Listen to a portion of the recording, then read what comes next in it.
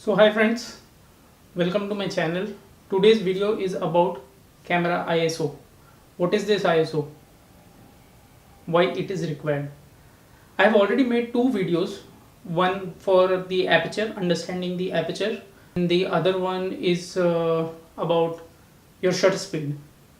ISO, if you consider it, it is the third basic rule or basic point which you need to understand if you are getting interested or having need to know or learning about photography.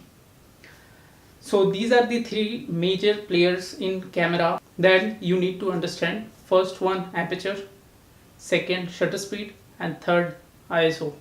Without these three, your photo or your video cannot be compiled in a good manner. So what is ISO? ISO and shutter speed and aperture, these three things are nothing but the game of light. Yes, ISO is having a direct relationship of light with your camera sensor. So how can it be defined? In the daytime, when you have ample light, may you use the sunlight, and when it is cloudy, still it is good enough light, you can shoot.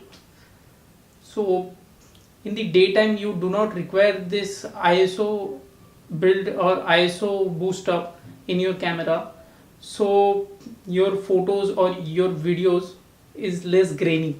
Now what is grainy? For your reference, currently this video is getting recorded in ISO 100. I've kept it at ISO 100 and the aperture is f2.8. So in the daytime or in the ambient light condition, you do not require an ISO setting of very high like 1600 or 3200 or 6400 and so on. Your camera sensor have some amount of capacity to enhance the lighting condition if you are in a very dark situation or some kind of indoor kind of situation. So in these categories, if you are not in a daylight or if you are not in a very bright light, there will be a loss of light reaching your sensor, your camera sensor, and there will be darkness in your videos or photos. Now why this happens? This is because that the light that is minimum required for the sensor to capture the object or to take a good quality video or photo from of that object you are trying to focus is not reaching your sensor, and the sensor cannot perform. So in today's digital cameras, so this ISO level is getting better and better, and as the new cameras are introduced in the market, so the ISO level and the grain level, they are adjusted to the finest. So more the ISO, the relationship previously was more the ISO, more is the graininess in your photo, the dot ones. And the introduction of new cameras, new technology, this graininess has been reduced, and in some cameras it has been reduced so far that at the ISO level of 25,000, still the graininess cannot be seen, it is so finely designed. So that was an introduction of ISO. So I'll take you through some of the examples about when you shot in ISO 100 or you shot in ISO 6400, and further to that how your photo or the video differs. So let's get started.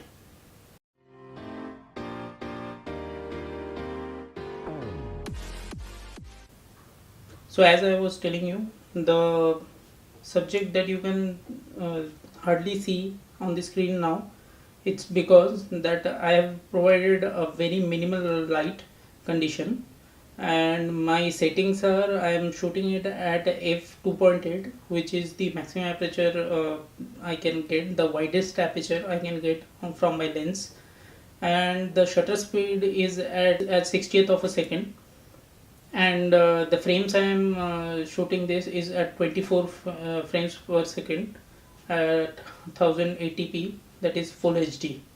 So right now I am at ISO 100, and gradually I'll increase, and you can make out the difference that what I was explaining just before.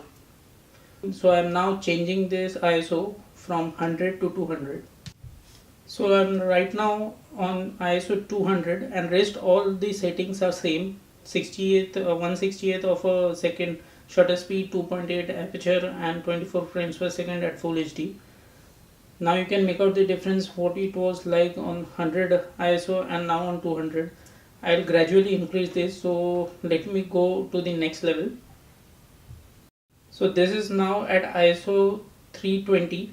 Rest all the settings are same, so you can start viewing the subject more clear and brighter. So let me go to ISO 600. In my current setting I am at ISO 640, not 600. I am at current setting with all the settings remaining the same. I am at ISO 640. I'll increase more. Let me go to ISO 1200. So I am at ISO 1250, that is 1250, and you can see what difference now it is when I was in ISO 100 and the ISO 1250. There is an increase in the graininess in the videos, especially on the shadows that you can see. So right now I'll move to higher ISOs, and once I move I'll let you know. This is in ISO 1600. Rest all the settings are same, so you can make out the difference when I was in 1250 and right now in 1600. Now let me go and show you higher ISOs. Right now I am into ISO 3200, 3200. So see those shadow parts, they are so grainy. For your reference, I am using camera Nikon D5200, and I am using a Sigma lens. So you can just make out that the graininess in the shadows you can see, but however the subject is now more far brighter and you can see it very clearly. So let me go to further ISOs. Right now I am at ISO 6400, and this is somewhat the highest ISO I can get in my camera. There are further ISO levels as well, but I'll not go that further. It is just to show an example that shooting with higher ISOs makes your video or makes your photo so grainy and it doesn't look good. So it is always advisable, if it is possible for you, so arrange some artificial lights so you do not have to go to this kind of higher ISOs, and can limit yourself to 800, ISO 800. So it's considered to be a good number for the ISO settings. And however, if you are unable to do so, then you can definitely use your camera's ISO levels. Just increase the level of ISO so you can get a clear picture. So let's get back. So whatever have you seen just now, the examples of different levels of ISO in your video or photo. So I hope that has helped you to understand what is this ISO actually, and how you can manage your settings to get the best quality of video or photo from your camera sensor. So for just for reference, that if you are in a dark situation, there is lighting condition, but the lighting condition is not so good. So just for an example, you are in a restaurant and you want to take a photo, but you cannot use a flash.